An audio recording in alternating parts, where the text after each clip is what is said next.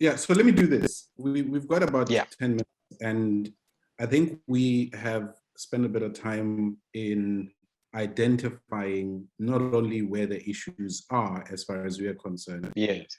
but also in reflecting on what is happening amongst young people in South Africa and their relationship with Yes. their languages, right? So Mapilo, where I want to go to and to go back to what you originally shared around the need for action beyond policy, but the need for action. So how do we take this conversation forward?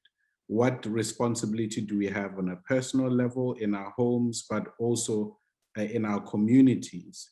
What action do we need to take in order to advance our respective indigenous languages? What would your suggestions be? Okay, so for me, this is quite broad, okay? I will touch on two levels, which I think are more related to my personal journey right now. On a personal level, I think we have a lot of power in terms of influencing the attitudes, the negative attitudes towards these African languages or our own indigenous languages. If I have kids around, it is my duty, not only to the kids that I have, but the kids surrounding me, the young people surrounding me, to ensure that how I lead my life and how the platforms that I have that I can use to ensure that I touch them in a way that they would see the difference. Because at times we cannot blame their attitudes because it's how it has been passed on. If we go back, if we start talking about how the divisions, languages were used to divide people, those are some of the things that caused to where we are right now. But in changing the attitude, especially the young people around us, and showing them that there is actually a future. I, for one, did not know that there is a future in African languages until I got to a varsity, until I got into the program that I was in, and I was challenged because when I got there, I was an English speaking student from a Model C school, and for me, I didn't see the value in African languages. So at times it's because they are not exposed to these opportunities or these languages. And the attitude that they have, it's an attitude that has been imposed to them by the environment that they find themselves in. So those of us who have the light and the knowledge, it is our responsibility, especially the young ones who don't yet have this pre-imposed knowledge on the negativity, to try and spread the positiveness that comes, the knowledge that comes with the use of these languages, the fun that comes with the use of these African languages. That is what I feel personally.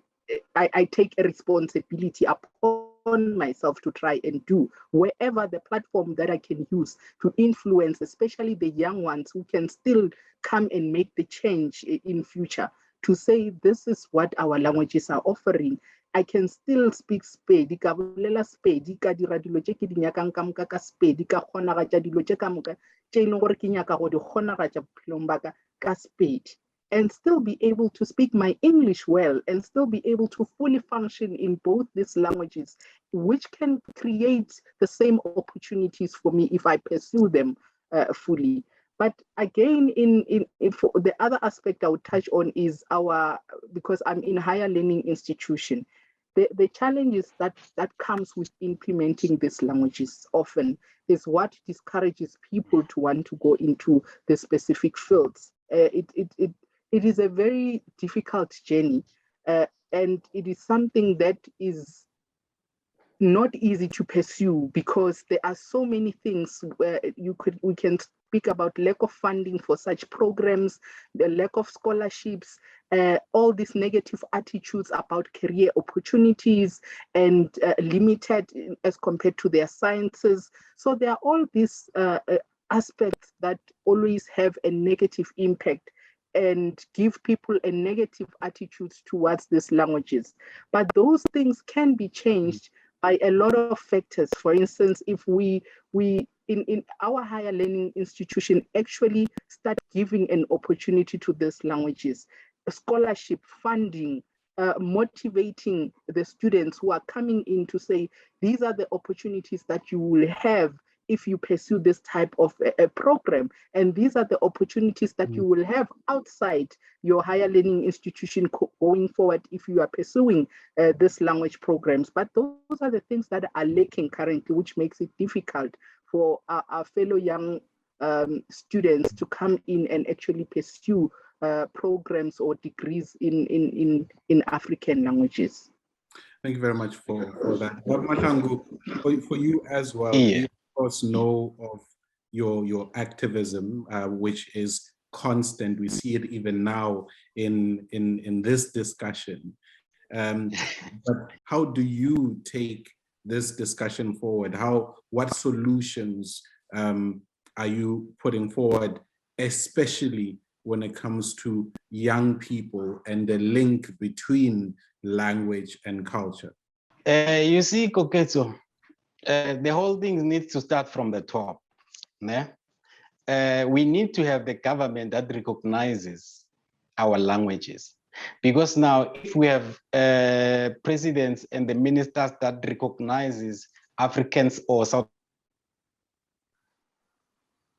who pass policies, a parliament, and if it can start from the top there, it can go straight to the schools. If we can learn all these subjects in our mother tongues, imagine how brilliant or the A's that our children can get at schools, you know, because now it won't be difficult to understand something because so now if all those things can happen, and then we go straight to government institutions, government mediums or platforms like your SAPC. SAPC is government owned.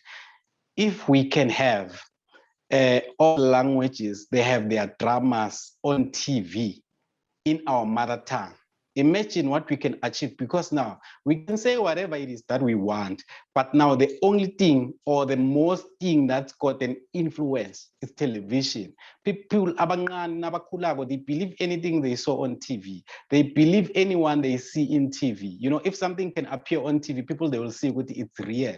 So now if we can have drama, imagine if we had isindebele drama, abantwana bamandebele abasakhulako, they will see, okay, now I want to be like that one. So now already they have role models. Imagine if we can have isitsonga television drama, like the way we had Land of the Blood, Giyani Land of the Blood. You know, those things, it will unleash young people or children to have an interest in speaking their mother tongue. You know, and then again, Okunye, if we can have the ministers in parliament discussing all those things, most of them in their mother tongue, as they claim, mother tongue is very important. You know, if we can have a functional department of arts and culture, you know, if we can have that one, we will achieve a lot, because music play a huge role.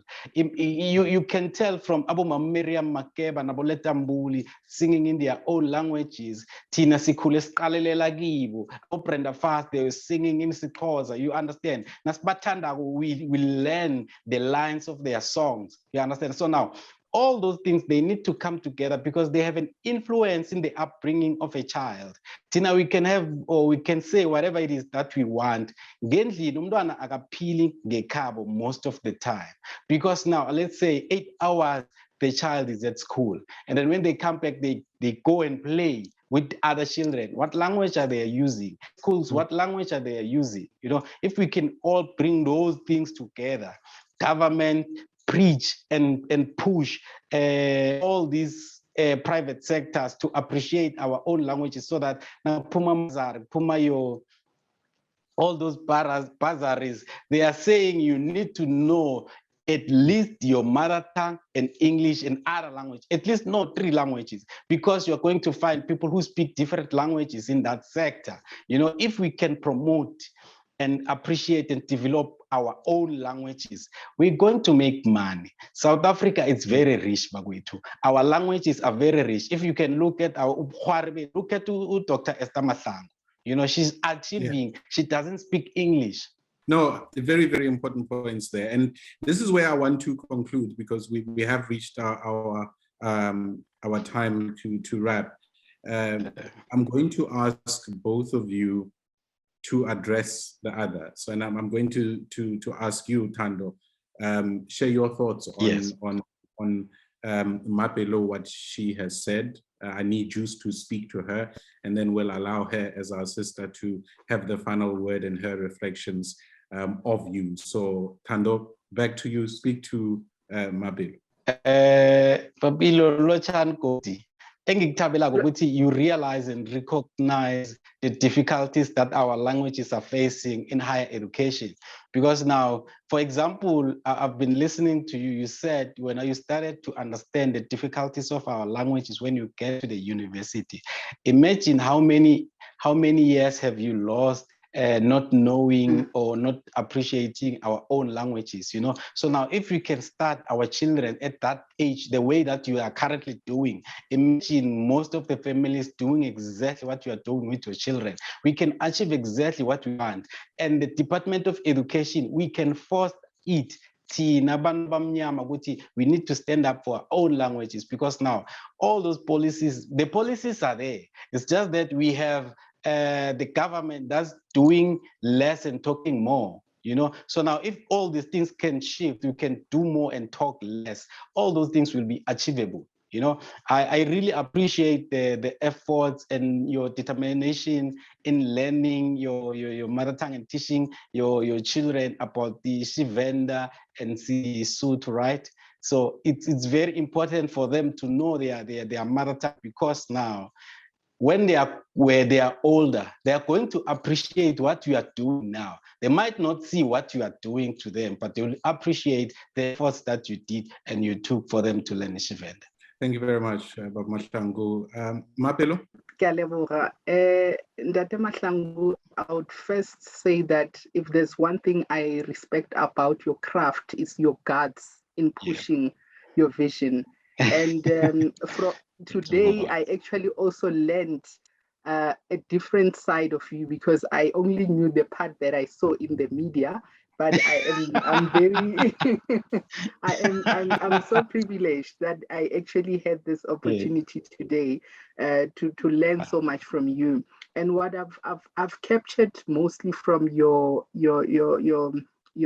ideas was that we have so much in terms of the platforms that we have, especially the issues of television, the issues of radio, music, and how it has an influence on the young ones, and how we can actually use those platforms to pursue this dream that we have about our languages. That is extremely important.